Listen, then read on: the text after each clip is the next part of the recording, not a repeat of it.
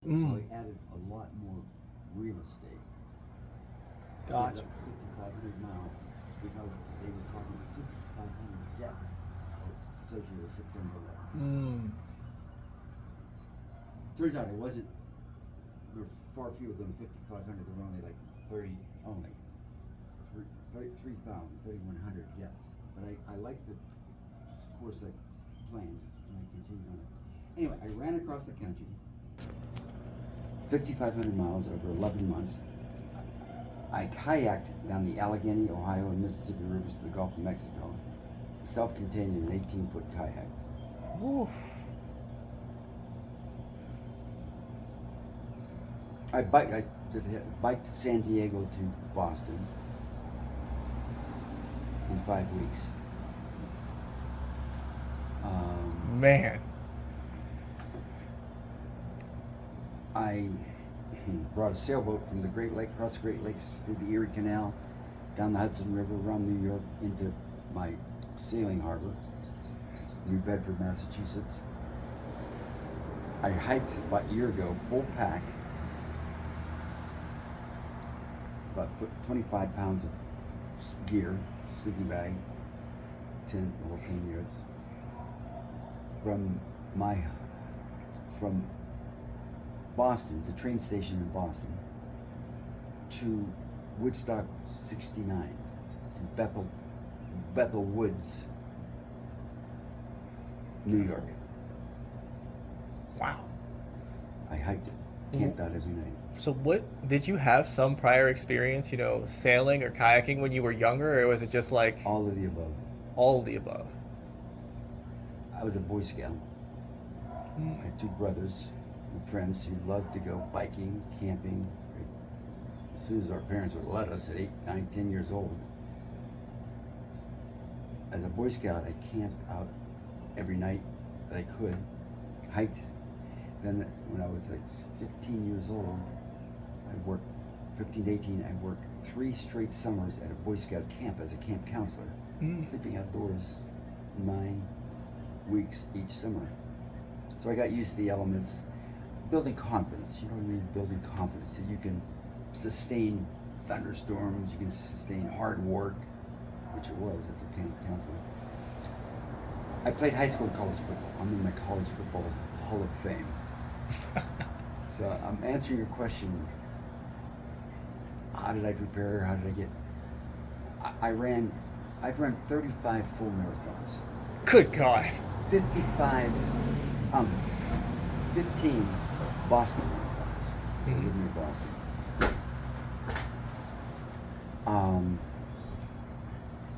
On my run across the country, I did the Pikes Peak. You know what Pikes Peak is in Colorado. I've heard of Pikes Peak. They do an auto climb to the top of Pikes Peak.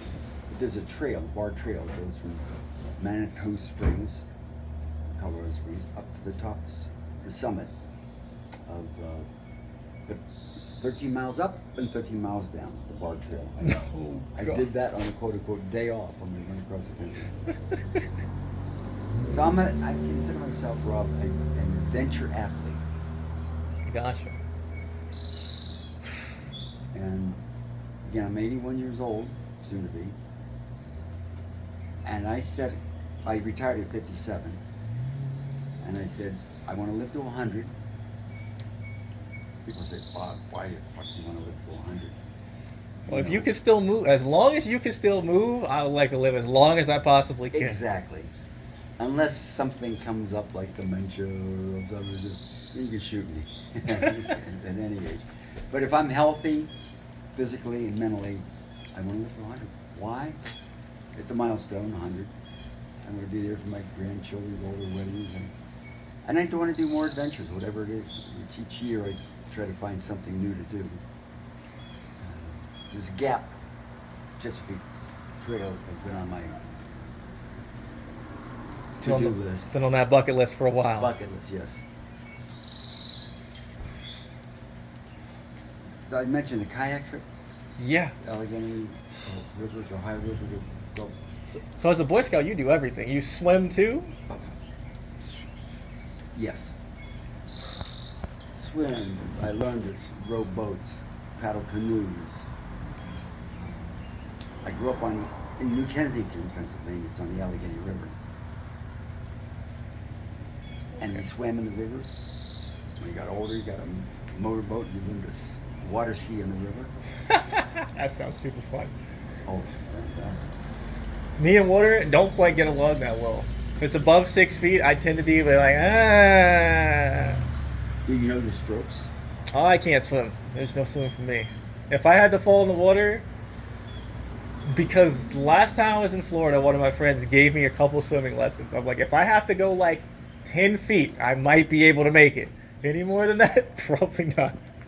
Rob, do yourself a favor. Set a goal. It can't happen overnight. It can't happen in a couple of weeks. It can't happen maybe not a month. But you're athletic. You're in shape. Learn to swim. I don't know if I would say I'm athletic. I would say I'm in shape yet. We're in the process of getting in shape. We're at day 8 of this trail. These trials and tribulations out here. Give me 5 more days, and I'll say I'm in What do you mean shape. by in shape? You're not fat. You're thin. That's one part of being in shape. The other is to have a good cardiovascular system. Yeah, we don't have that right now. I used to have it. I did basketball back in high school, and when I was, when I'm ready and I'm the MVP, and the season has gone on for a bit, I'm there. But at the start of the season, I would come off from gaming, and my coach would be like, "What are you doing?" I'm like, "Coach, coach, give me 2 weeks. We gotta get back in the groove." So I fall into and out of shape, and for me, I would always have a delayed onset muscle soreness whenever I'm not in shape and I'm getting back in shape. Like I would go do basketball for like 2-3 hours, stay a little extra, and then my like getting out of the car to like go up one flight of stairs and that I can't. Next day, That could be. You know what lactic acid is? I know of it. Yes, I think there's When more you- lactic acid buildup from all that work. Yes. Your body is a heart-lung machine, right? You breathe in to your lung. Your blood goes through your heart. The lung oxygenates the heart and sends it around the body, right? Mm-hmm. What makes the muscle move? Whether it's your bicep or your calf or your thigh, what makes it move? What makes it move? What makes your muscles move? Huh. What makes my muscles move? I mean, I guess the muscles, to me, I would be like, the muscles themselves need power, first and foremost. Yes. So they need energy, and They they're need- going to get their energy. They need oxygen, so they always need oxygen. Your And then they're blood also going to flowing. need some amount of sugars from fats or things. Exactly. You got it. Fats or carbs. Combination oxygen and call it. There's 3 kinds of food in the carbohydrates, proteins, and fat. It's actually carbohydrates, fat, and protein. Now, we've been on the very high protein, very high carbs with some fats for this. We've been eating tuna with little soft taco burritos, just down on tuna and olive oil for the fats, for the protein, Yeah, you need protein to build muscle or to sustain. to muscle. sustain, at least on this trip. Whew. I skip protein for a day, I feel terrible. Yeah, you need protein. You need fat. It's a lubricant type of thing. And you need carbohydrates. That's the muscle fuel. So anyway, back to the question. What makes your muscle move is your body is sending electrical signals to your muscle fiber. And you oxygenate, you provide oxygen from your blood to your muscle. And you first fire the food source that allows your muscle to move is carbohydrates. Pasta, sugar, sugar, pasta, bread, veggies, Rice. fruits, rice. That's all you understand carbohydrates. Yes.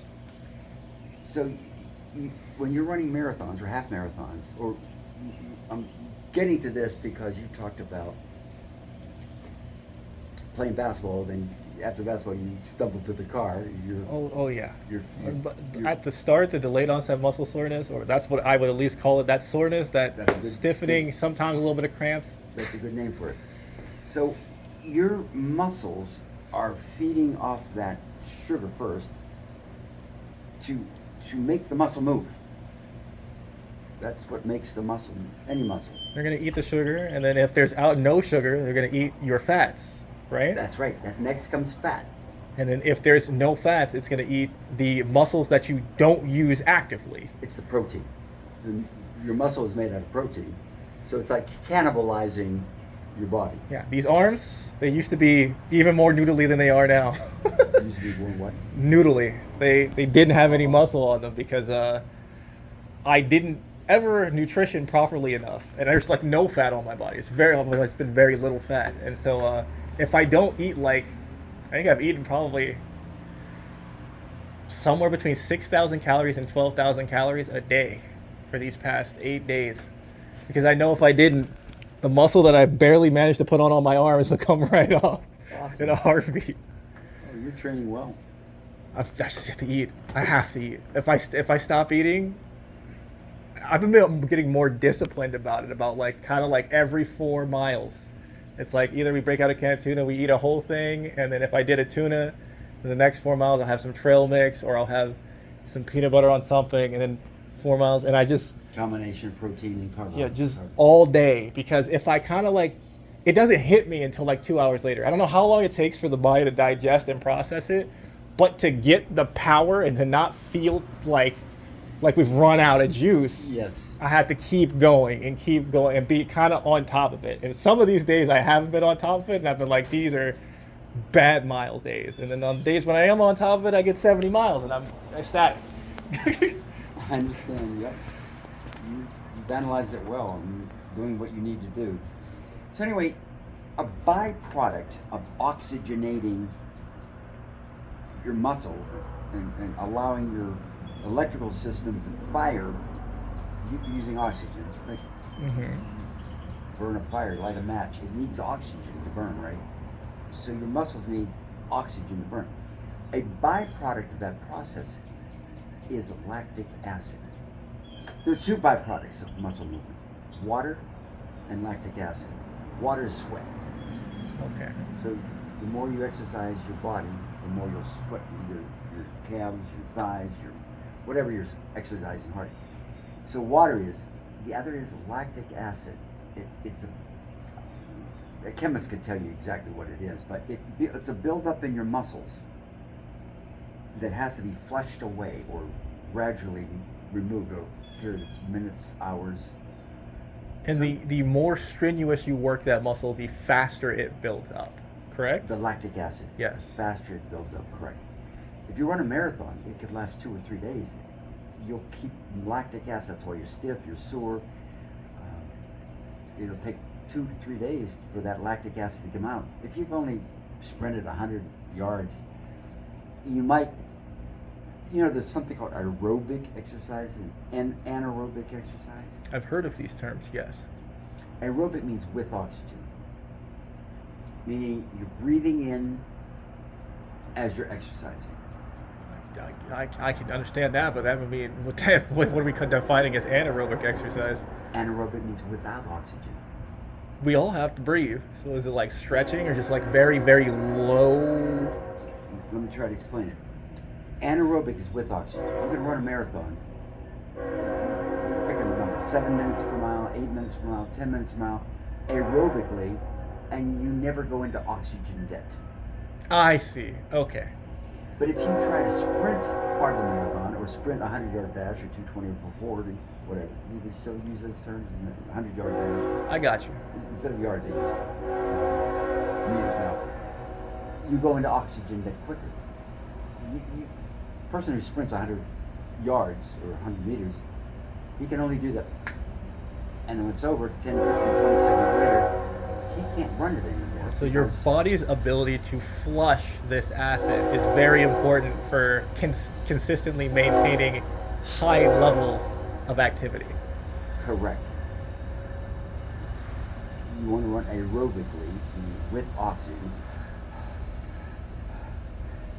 People work in the fields, in the mines, walking, bicycling, anything. A all day.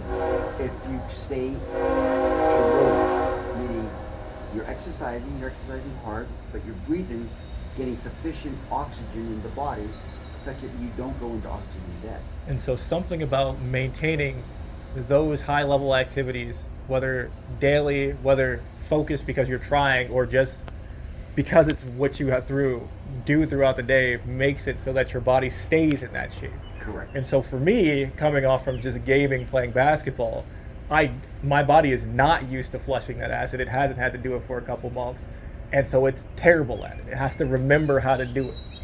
Yes. Gotcha. So the pain you're feeling in your muscles, or the weakness you're feeling, is due to lactic acid. And there's nothing to do to make to make the body get better at getting rid of lactic acid other than just work more or work harder. Is there something else we can do? Basically, you're right. Let's go back to, you said you've run half marathons? I have run 2 half marathons in my life. Not a full marathon yet. No. There's, having run many marathons and read many books and many magazines, I can talk for hours on how to train and run a marathon. There's 3 training methods to run marathons. One is LSD, long, slow distance. You go out and run slow but long. Initially 4 miles and 10 miles and 15 miles. Eventually you want to get training at 22, almost 26 before, but you do it slow. You stay aerobic. Follow what I'm saying? Mm-hmm. That's LSD. The second one is, some people call it fartleks. Other people call them pickups. It's when you run fast for maybe 20 yards and then you slow down and recover. Put yourself on a track. Oh, it's like running intervals, exactly. where you're gonna go past your limit intentionally, and then you're gonna go under your limit, which you're trying to raise throughout your training to be as high as possible, but under that limit, rest a little bit while still maintaining a good pace, and then go back above it. That's right. That's Okay. called intervals or pickups. People who train together, they make 10 people, let's say, training along a road, they keep on leapfrogging each other. So the person in the back has to run faster than the other people, so he has to go more into a sprint. Now he's at the head. He can slow down because the rest of the pack is moving slow. The guy at the back now has to sprint to come up. That's where the term pickups come from. Gotcha. So there's LSD, long slow distance, intervals. Some people call it, in Europe they call it fartleks. Who knows why they call it fartleks? And the third is sprinting, where you purposely go into oxygen debt. You get your heart rate up as fast as you can, for as long as you can, but not in a controlled way of intervals. You just flat out do 100-yard dashes, 100-yard dashes, or 50-yard dashes, whatever. But their rests are still like above 3.5 miles an hour, right? Assuming you can run at 3.5 miles an hour, why do you think 3.5? I was trying to think about if I'm on a treadmill and I'm kind of like at a nice, relaxed jogging pace for me. I feel like for somebody that's a professional, they're probably big chilling. That's still chilling. Yeah, they're probably relaxed. Doing 3.5. Right. So they may need to get to 6 or 7 or 8 miles per hour in order to get your heart rate up and sustain it longer. Basically, you're trying to make your body a heart-lung machine.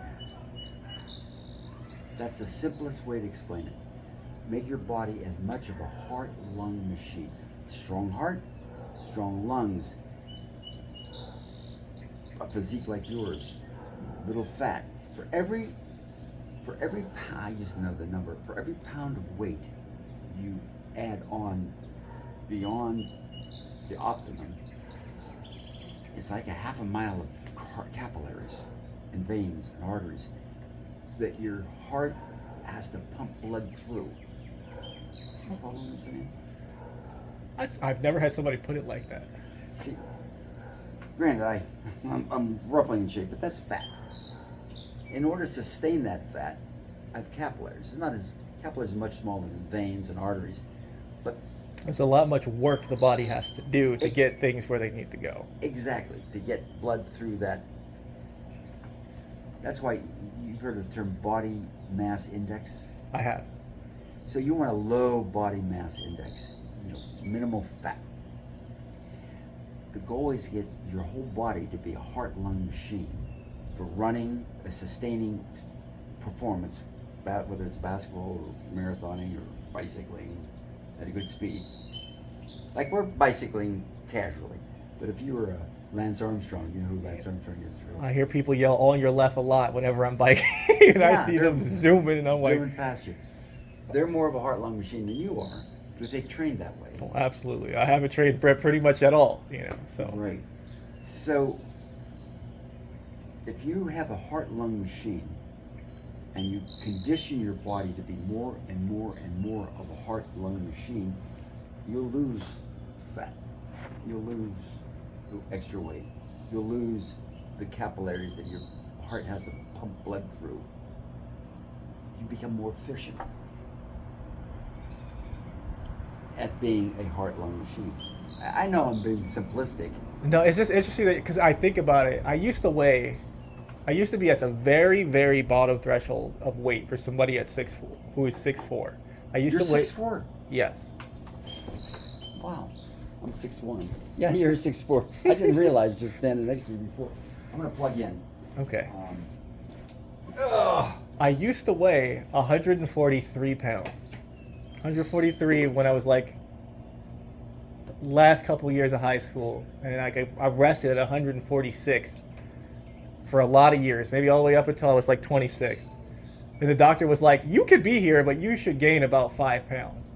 And so I've worked very, very hard to get from like 143 to like 168, but I wasn't really like doing as much like basketball stuff and like biking stuff. So when I started to do some of that running, like I played tennis. Why did the doctor want you to add weight? The doctor was just like, gain 5-ish pounds. She wanted me to go from like at least 143, 146 to like 150, 153. But why? She was like, you're at the very bottom of the healthy weight range for an individual that is 6'4". Like you're technically there, but just gain like 5 pounds. It's not going to hurt you. You're still healthy, mentally and physically. Yes. Healthy. You could exercise, you could walk, you could bike, you could do whatever you want. Yes. It's not like you're emaciated. No. Where you've lacked food for a long time, weeks, months, whatever, that you can't perform. Most doctors would say, get as low weight as you can. Don't pack on any extra pounds, unless it's muscle.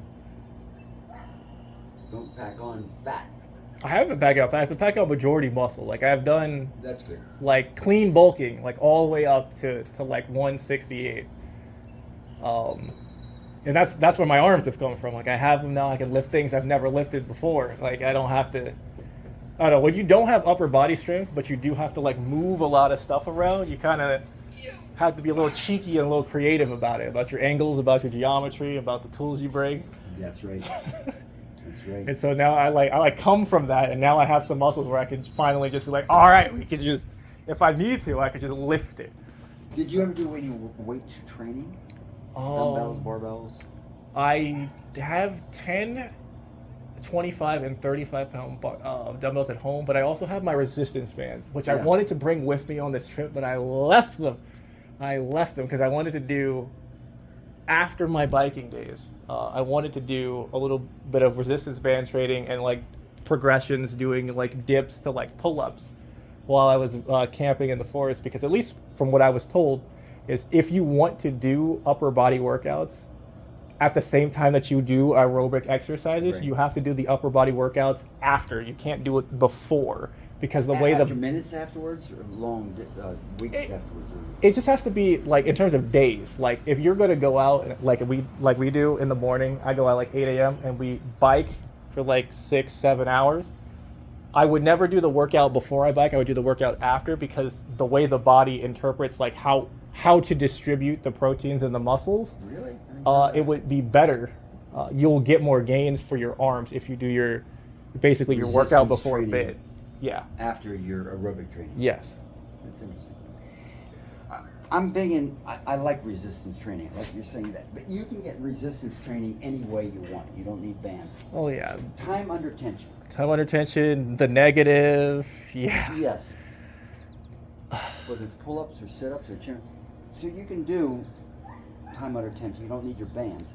Now, don't get me wrong. Tom Brady, you know Tom Brady. Absolutely. He uses resistance bands. He used them all through his training. The book he wrote, TB12 or whatever it is, he talks about resistance bands. You know, pulling your foot away from the other foot. But you can do resistance anyway. Planks, you know. Oh god. Planks are not fun. They're not fun. Planks are not They're fun. better than push-ups, you know. But yeah, okay, and all that is time under tension and resistance training. There's something called animal movement. Have you ever heard of that? I have not. It's a new way of training, exercising, building your body as strong as you can. Think of any animal. Think of any animal. First, Think of a rabbit. first thing that comes to mind is like a cheetah. Low to the ground, kind of like if it needs to distribute its weight to the left or the right, make these quick under pressure movements. It's four-legged, right? Yeah. So cheetah's fast. Let's take a bear. A Also lot of awesome. muscle. Also pretty fast, bro. They still go up to 45 miles an hour, right? Well, I think so. Ooh. But they're still walking on all fours. So animal movement, you pretend you're a bear, or a dog, or a cat, and that's called animal movement. You do the movement of an animal. If you do the animal movement of a bunny, it's like this, right? A bunny hops. So you try to simulate a bunny. You can simulate a lobster, you can simulate a crab walking on the sides. So you want to simulate.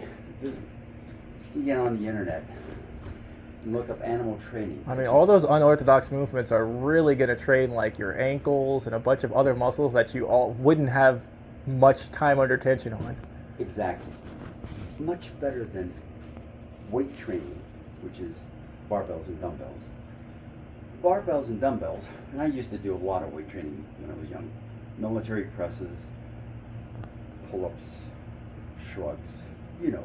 They're all, the only problem I have with those is they're all like stationary movements. They're like not as dynamic as like moving in real life happens to be.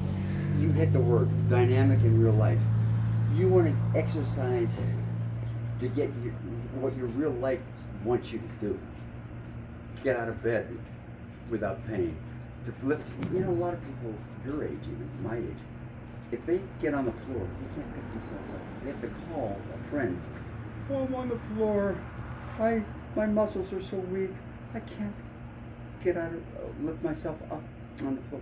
Unless they maybe pull up a chair and they, you know, push themselves up off the chair and get back on their feet. That's the antithesis. That's the absolute worst you want to be. So I like to garden. I cut my own grass. I do my own garden. So you need to bend over, pull materials along, push the lawnmower. Well, yeah, I left my bell peppers and my tomatoes back at home. I told You're a gardener my too? stepmom that I was like, all right, Garrick, I need you to please handle these. I do.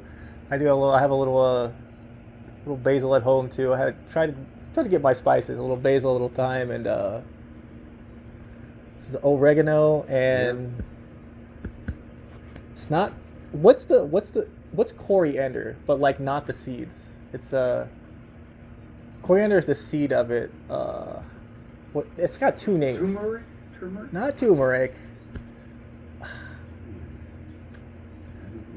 I want to say cauliflower, and I'm like, cauliflower's not it. Ah, my herbs. Asparagus? No, it's an Brussels herb. sprouts? It's an herb. Can't remember it. It's an herb that some people like, and then some people, because when they taste it, it tastes sweet. Some people taste it, it tastes like metallic. I can't remember the name of it to save my life. It's used all the time. Yeah, I have I've always liked growing stuff. I actually convinced some of my friends to grow some stuff. A friend of Oh mine. yeah, being one with nature any way you can. I'm out here. I'm out here because I like nature. You know, everybody else is like, I come from the suburbs, but they're like, I didn't realize that where I grew up was the suburbs, but like, you know, we got farms here and there. It's like it's not quite in the boonies. You still go 30 minutes down the road, hour down the road, you can make it to the city, but you know we're kind of on the edge, and Is I the like city it for like you that. DC? Did you say what? The city for me would be DC. I live like in that Maryland, DC, Virginia type of. Arlington area? Yeah, but very close to Arlington. That's also like 30 an hour down the road. I'm in Clinton, Maryland. 30 minutes or 30. We can get there. I could get to. Is it? Let me make sure I get it. Richmond, Arlington. Richmond, Virginia, Arlington, Virginia. It's like across the bridge. Like the. I'm so bad with names. Times like these, I wish I wasn't so bad with names. But from the side of Maryland that I'm on, the bridge to go to Virginia is to my west. It is very close. It is within, like, generally speaking, 30 minutes away, a little bit more with traffic. And then DC is like 30 minutes north, maybe a little bit more You're with talking traffic. by car. Yes, absolutely by car. Okay, but you live in the suburbs, Yes.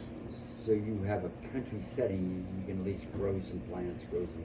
Well, the HOA, if they found it, might be a little mad, but everybody around there, they just put their fences up, and they grow. Like we grow. Like I could go up the street and be like one of the people who stay there. She grows her own stuff. I go down the street. Yeah. He grows his stuff. Maybe we trade sometimes and tell the HOA to screw it. Yeah.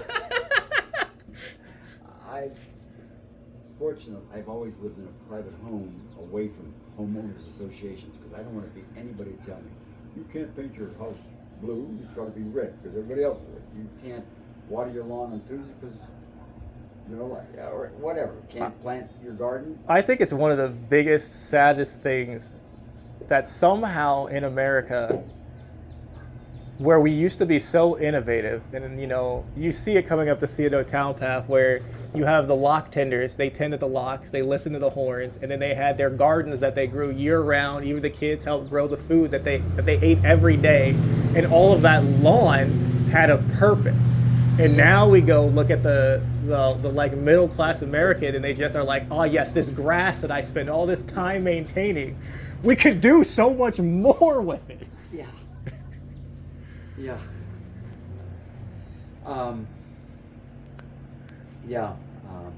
We have to keep our independence and our freedom and our ability to sustain our own and not become dependent on your mom and dad after you fly the nest, your aunt and your uncle, your brother and sister, your son and your daughter. When you fly the nest, whatever it is, 15, 16, 17, 18, 19, you want to become independent and never ever lose your independence, your ability to sustain yourself on your own, even if you have to buy it from somebody. You have enough financial resources. You can plant your own garden to eat. You can go fishing to catch the fish to get the protein. I'm hoping I find a stop somewhere along this trip where I could just have somebody teach me how to fish. That's on my list of things. Hopefully I can find some place to just sit there for like maybe a day or two and just practice fishing. Probably hit some of that. So my grandfather used to fish. I've been a couple times, but A lot of people fish. They call it catch and release. I don't know the term. no. I need to take that fish. We gotta skin it, Skin gotta it. descale it, and it's gonna smell like crap, Yeah, and you're gonna have to bucket through get a it. fish and form a fillet and put it on a fire. However, yes, I've done a lot of that. Trout, walleye,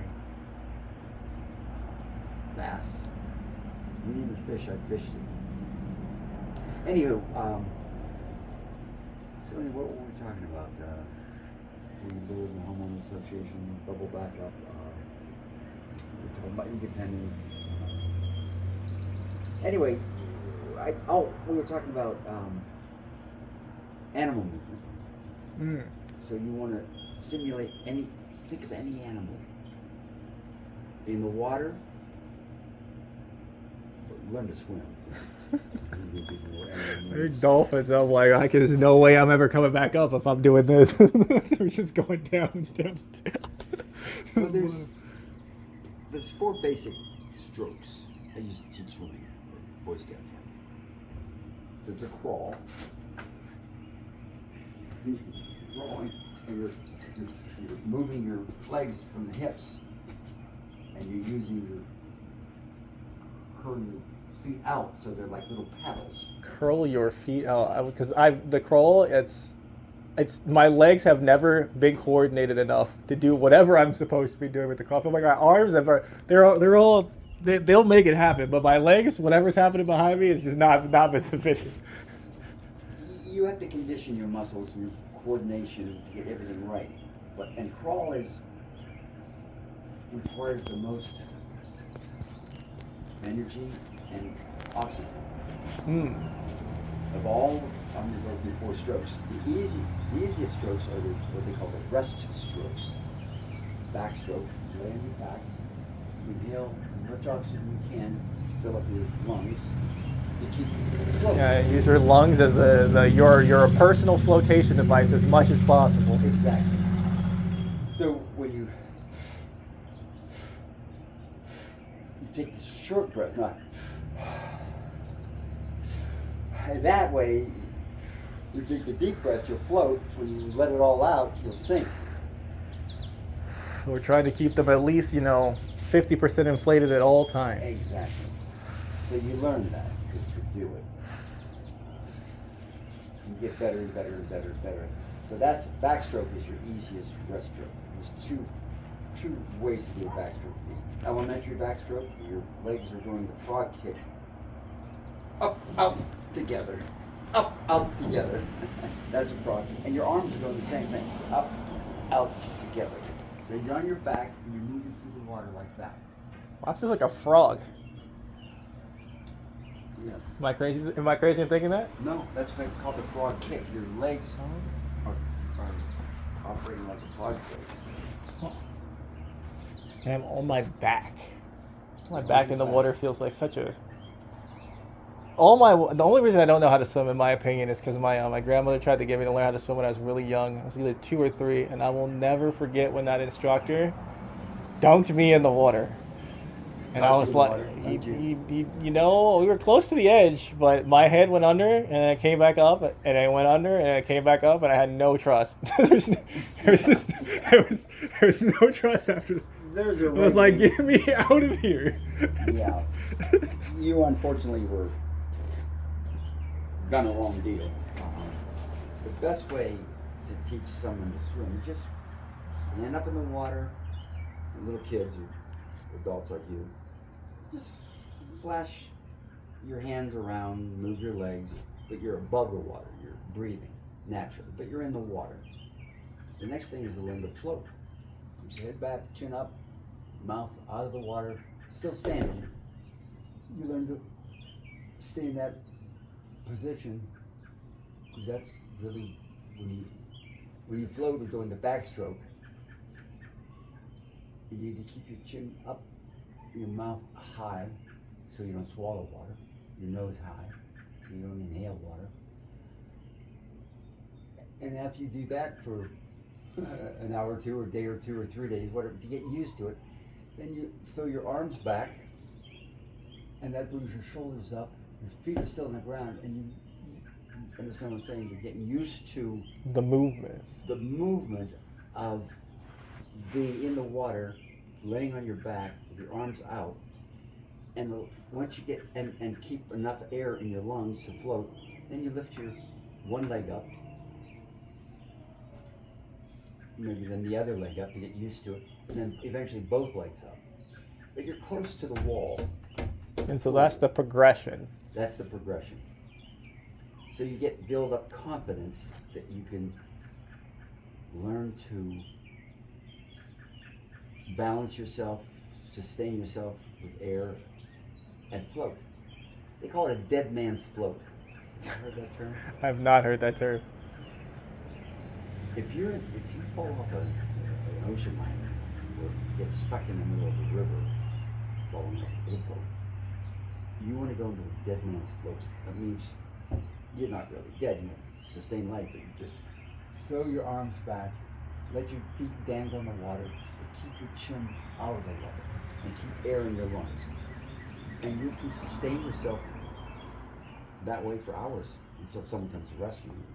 You might hear, help! Help! You're yelling until someone hears you. As you fly down those Potomac River rapids. And hopefully, you know, the rapids will be kind enough to dump you out on the beach. Or maybe Right. maybe you'll hit a canoer and they'll be like, hey, you know, fish Right. you on out of there. The current typically goes around then, slowly, and it'll put you on a beach, like you're saying. The inside of the turn is typically rocks. So, anyway, there's a methodology to learning how to swim. And learning at the dead man's float is important. And then eventually, you're there floating, and you wiggle your arms, and you wiggle your feet. Next thing, you're moving. You're moving along. Not at a great pace, but you're moving along. So you're getting more and more confidence. Again, those are the easier ways to learn to swim than the crawl. The crawl is difficult because your chin is in the water, your mouth is in. You got to coordinate. Typically, you can take a breath in every 2 strokes. Some people, there's various ways, but ultimately you're going to become more aerobic. Same way, more aerobic to run races or bike faster. You're going to take fewer breaths per stroke.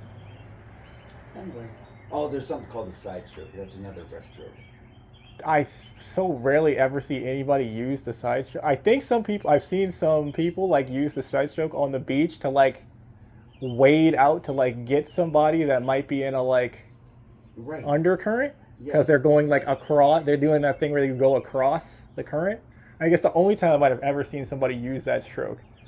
The good thing about the side stroke is your eyes are always above the water, always.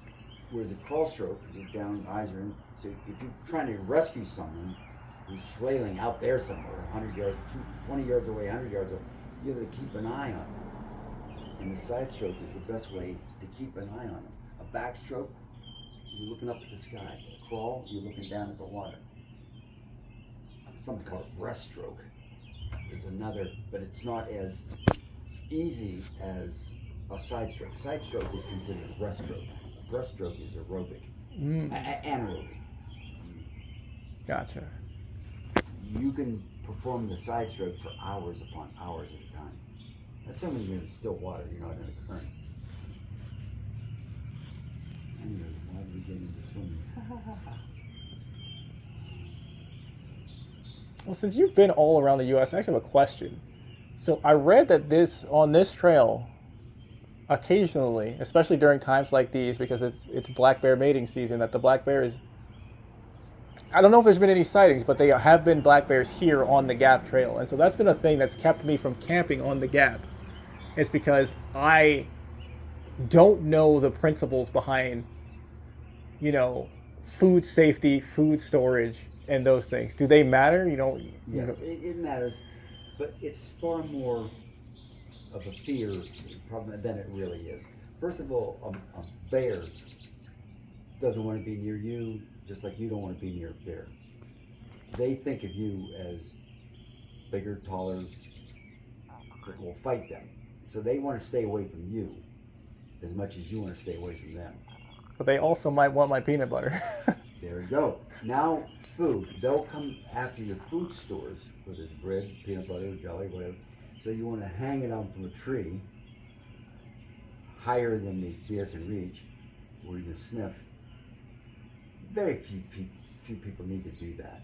But you don't want to put the food in your tent with you, because the bear will want it, or in your car with the windows open, because the bear will want to come in and get your food. And if you're in the way, they'll try to claw through you, not to eat you, but to just get out of the way, I want your food. Gotcha.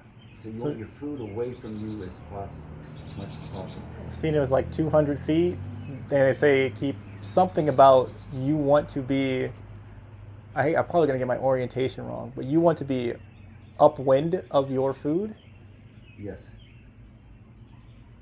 and besides the old golfing trick of licking your finger, throwing it in the air, or throwing some grass up, is that the Right. primary ways you use to determine the wind when Yeah, you're about get to? the wind direction. Correct.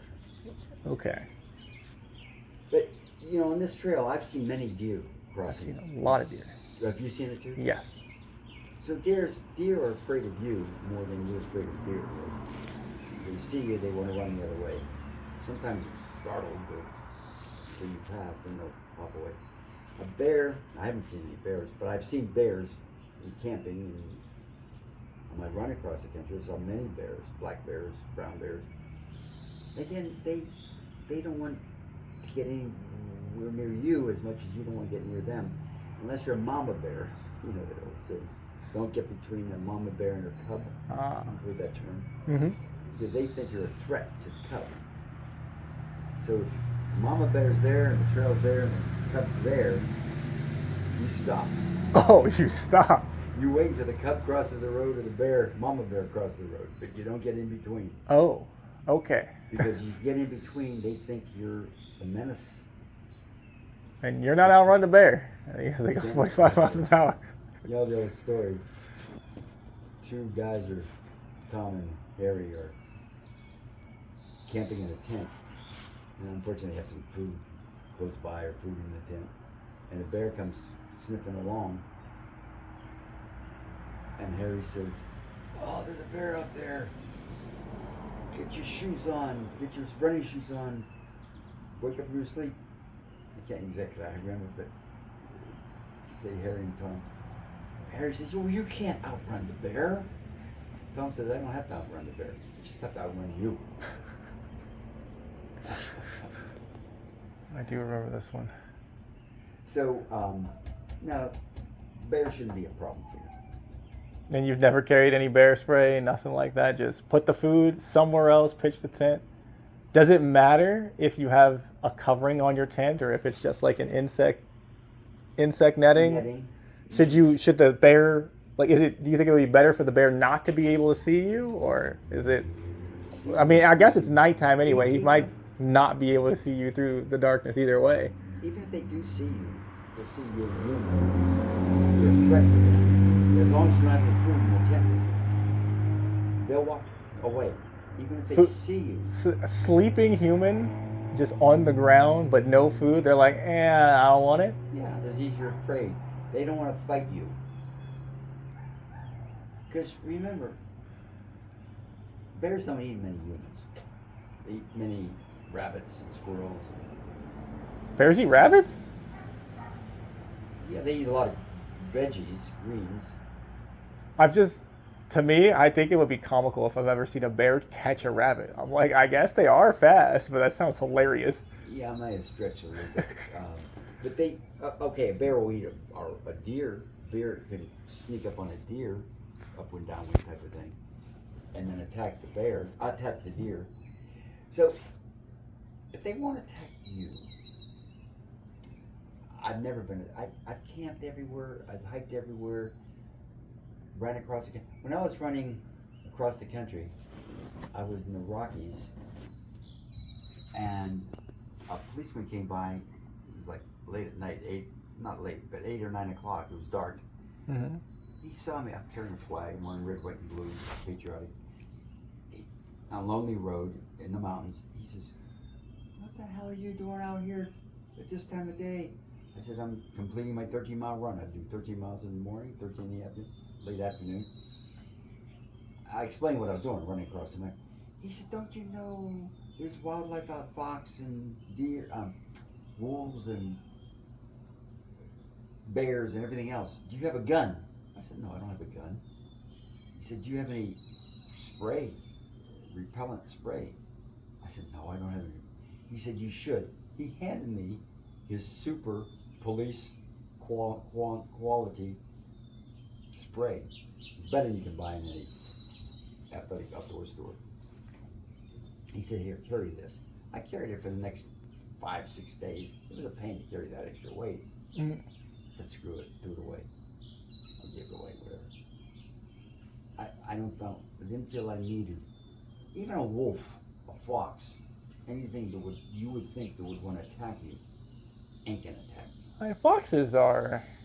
The foxes on the C&O Trail are kind of friendly. I definitely had food out on the picnic table, and they're definitely like 20, 30 feet out, like lurking around, like, hey, can we get there? Yeah, they were there. They were there night one. Night one? Yeah, the first night I went out there and I camped. I was with another guy who's a pretty experienced like hiker and biker. He had actually come from Oceanside, but he like went down through Mexico and then like up Route 66 and then through here down there.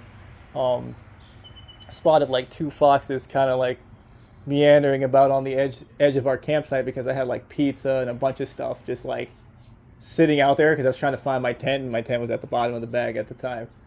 And they didn't really come in, but they were like, hey, something good smells over there. You wanna let's have some? He was more vigilant about it because I didn't really notice them, but he would turn to them every so often and kind of like shoo them away. There were 2 of them, you say? Yeah. Yeah, they travel in packs, typically at least 2, sometimes 3 or 4 or 5. If you get 3 or 4 or 5, and they want your food, they don't want you, but they want what's between you and them. If it's food, they'll go through you. And so to get to the food. Yeah, their sense of smell, all these animals has to be quite amazing. Like to me, like I had this, today was like the first day I was trying to open a can of tuna with my like hand tuna can opener. And I definitely butchered it. I got my tuna out of there, but that's not how I was supposed to use that can opener. And so I spilled the oil like all over my hands, all decent amount over on my bags and stuff. And I'm like, I don't know how long that smell is going to be there, but I'm not trying to stay anywhere for too long in these woods with that on me. That odor. Yeah. Yeah, you take a shower somewhere. Yeah, so those are the type of things where I'm like, not right now. It's like, it's not camping outside time for me. We gotta like wash all the stuff. And then be more disciplined about how I eat, how much I get on my hands, what's on my hands, what's on anything else. Have you been camping out?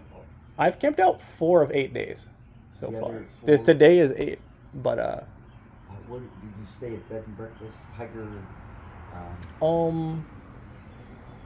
Like kind of like day 0, I was out in Virginia staying in a hotel, and then night 1 I came into the trail at Swain's Nest is where I camped out, which is kind of the first camping spot on the trail. It's got like a mile 21 of the C&O. And then I went from like Swain's Nest 30 miles up somewhere. There's a bunch of camping sites. Unlike here on the C&O Trail, there's a bunch of camping sites everywhere. And you can pitch a tent anywhere? Yeah, you can pitch a tent, and they're all... They're like every 5-ish miles, and they also have like water wells, which was the other really nice thing. Is it's a you need a filter. It's not potable water, or you have to boil it. But I have like a little the bottle that's on my front. It's not potable water.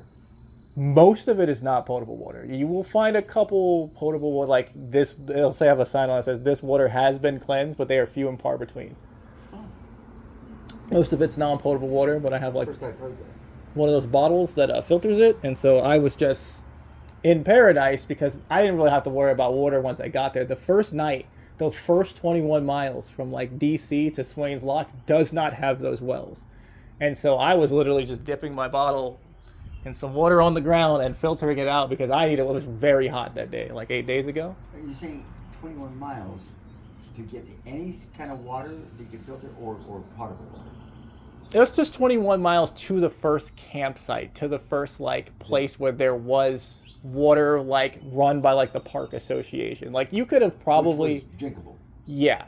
Like for me, because I have that filter, like I could have at some points made it to the Potomac and just scooped some out of there and drank some. Sometimes it's not that accessible to get there.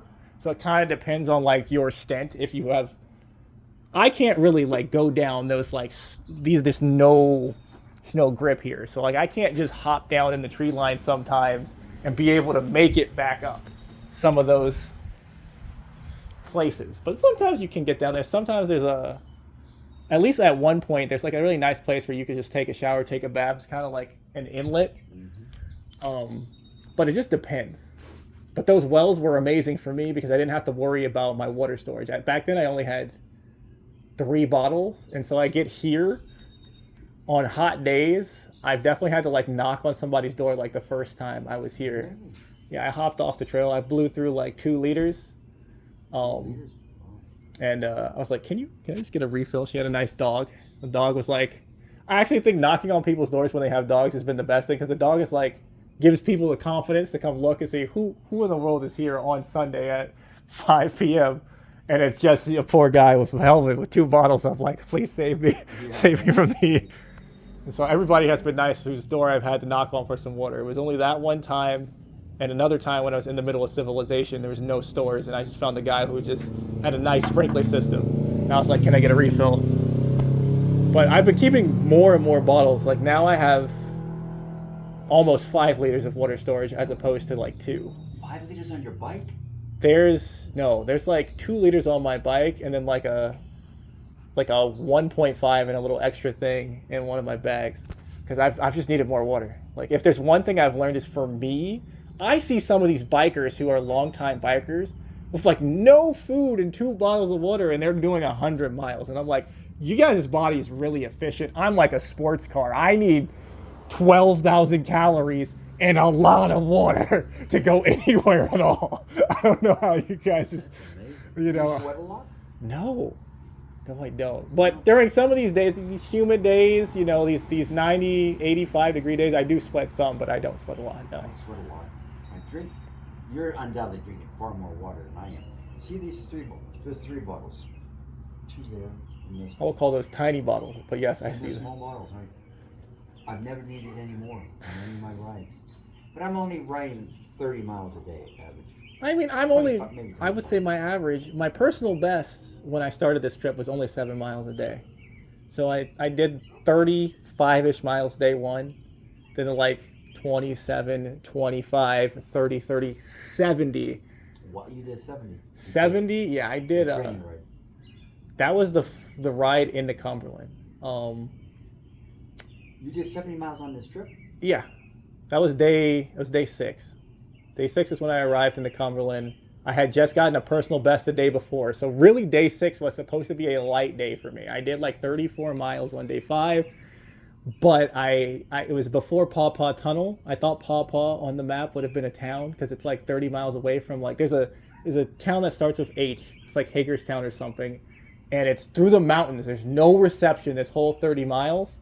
And you get the Paw Paw Tunnel and you go through Paw Paw Tunnel. And I thought there would be a town there. I was like, and so when I got to Paw Paw Tunnel, there's other people coming from Cumberland. And I was like, all right, where's the ice cream and the pizza? And they're like, not for 30, 35 more miles. You're going to have to go all the way to Cumberland if you want that. And I was like, Cyrus? They're like, you can try.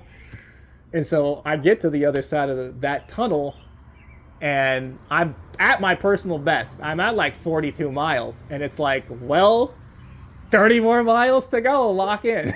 So you're saying there's camping locations every 5 miles or 10 miles, but they don't have water and they don't have any... No, there was still water. There was still water the whole way, but there's no food. My problem on that trip was I only had like one more meal on me when I got to the other side of Paw Paw Tunnel.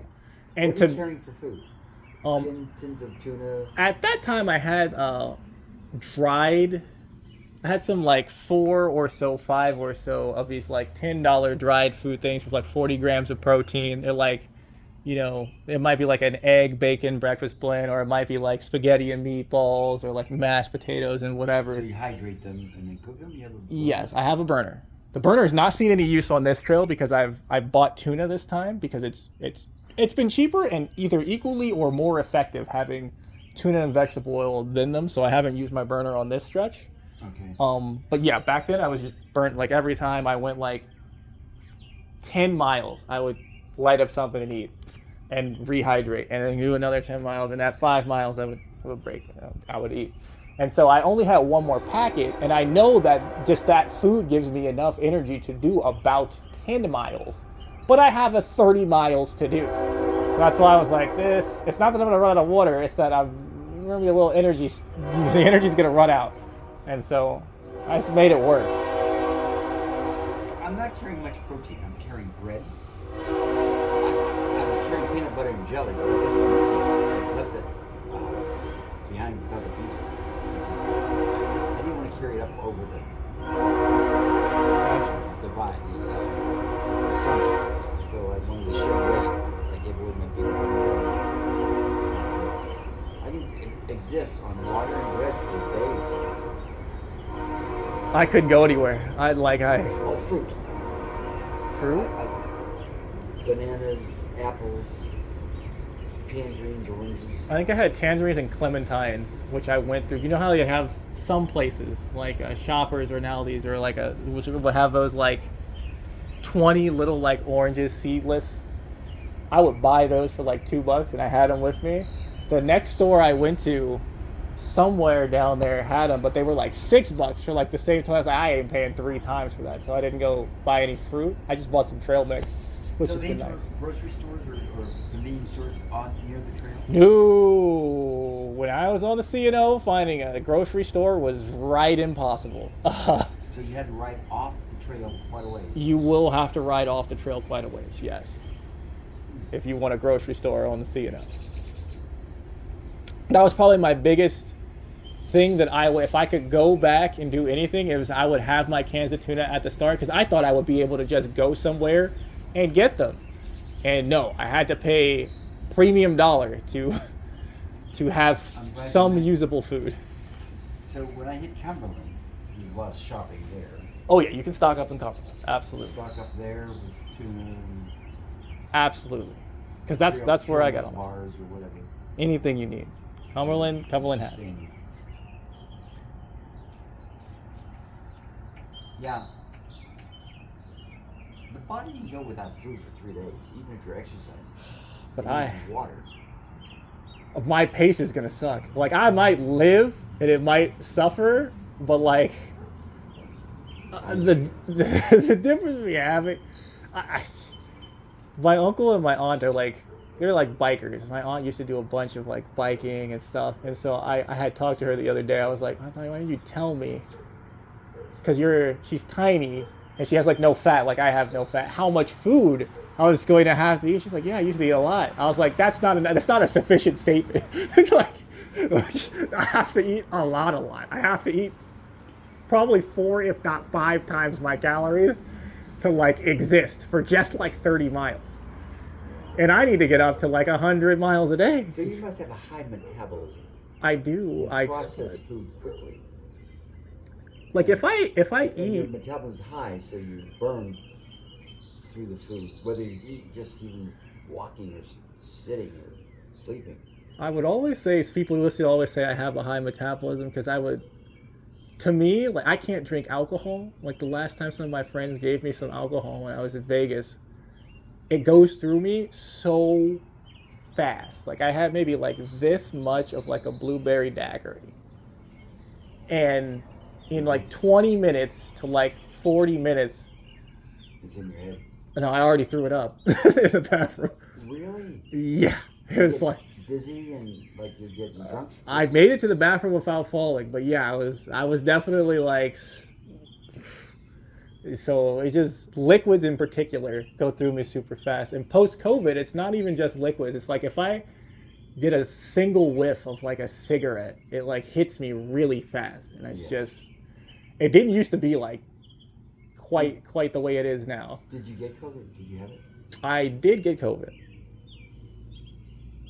What? Just once? Just once. Me and my grandmother both had it. We believe that Uncle had brought it to us. It was in December to January. Both got through it. It changed my taste for a little bit. I had metallic taste for like 2 days. That was I was like, ooh, I hope this goes away. It did. Got over it and haven't had COVID since. But when I had stayed with my grandmother for a little bit to go to Prince George's Community College, because she was very close to there. So I set my business up. I had moved it there because nobody's in the basement. I was like, can I borrow the basement and just commute to community college and go get my degree real quick for these years? And then COVID happened and made that a little harder, but still got my degree. Yeah. But she smokes, and my uncle who came a little bit later, he also smokes, and so that was when I was around a lot of smokers, and that's like getting away from that and like having my lungs just try to get back to like Fresh air. just like this has just been amazing, and I'm just like I just can't be around smokers anymore, like at all. I Like used to smoke myself, and I quit, and now I'm around. I don't like to be around smokers. I smell it for lots of reasons. Were you taking COVID shots? Did you take any COVID shots? I got some COVID. I got the first and second series of the COVID vaccines. I did get them. I didn't take any of them. I'm a big believer in a strong immune system. I got COVID. See, that's what I said. I got COVID before I had the shots. I got the shots after, on the request of one of my friends. I was like, I should have some natural immunity to it. But his wife was pregnant, and that's when I went to Vegas, and he was like, I don't, if you're going to be near her, like he's like, I don't mind you not having the COVID shots, but she's going to mind. So if you want to come, at least get the first series. And I was like, okay. Yeah, you have to respect the person you're with or near or around. If they don't feel comfortable, then you got to move on or get the COVID shot. But I personally believe that a strong immune system will fight off most diseases. And it has for ages. That's how we humans got here. Exactly. And I haven't had a cold in maybe 4 years. Haven't had the flu in maybe 20 years. Didn't get COVID. But I work on keeping a strong immune system. Meaning, I watch everything I eat. Eat a lot of fruits and vegetables. Eat very little processed foods, like hot dogs and sausages and cold garbage foods, cereals that have all those nasty ingredients to keep them fresh longer. Even bread. Don't buy bread that say, oh, we'll stay fresh for a month, 2 months, 2 weeks. In America, bread here is a lot different than bread in like Europe. Yeah. We put a lot more preservatives in our foods here. Those preservatives will kill you. They'll give you diseases, they'll kill you. Anyway, I watch everything I do. Even peanut butter. I don't buy peanut butter. It's peanuts. No soybean oil. Yeah, no soybean oil, no hydrogenated oils. I try. Finding peanut butter on the shelves. Normally I would get it from Amazon. I think there's a brand called Just Peanuts. I tried them. I love them. And I try to get some of my family to have it. I was like, taste this Jif. And then taste real just peanuts. Yes. Peanuts. Like, and they're like, man, It's different.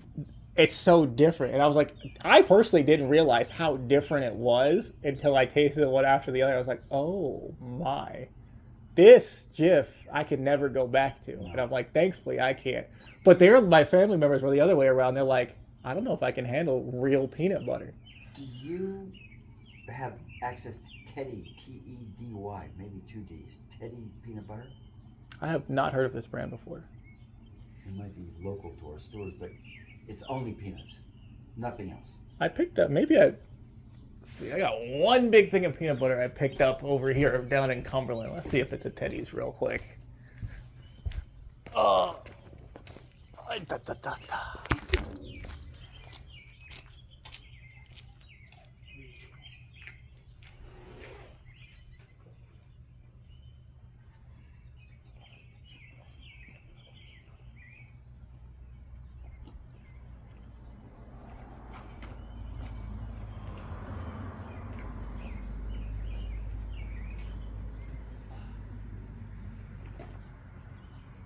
is a Teddy.